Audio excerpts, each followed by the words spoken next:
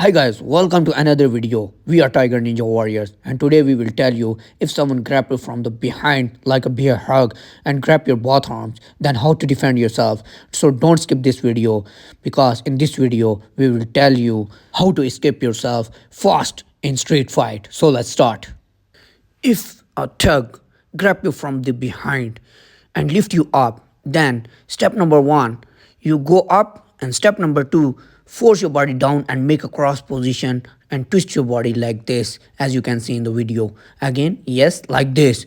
Now, step number two, keep your knee behind his knee like this, and he can't grab your neck here because his arm is under your control. Now here you will throw him back down, and due to going his balance out, he will be fall down easily. You can see now. Yes, start. Guys, now we'll show you this technique from the side angle so you can understand better. Yes. And grab, one, jump, two, like this, and keep your leg back and turn. Guys, now I'll show you this technique fast motion. Yeah.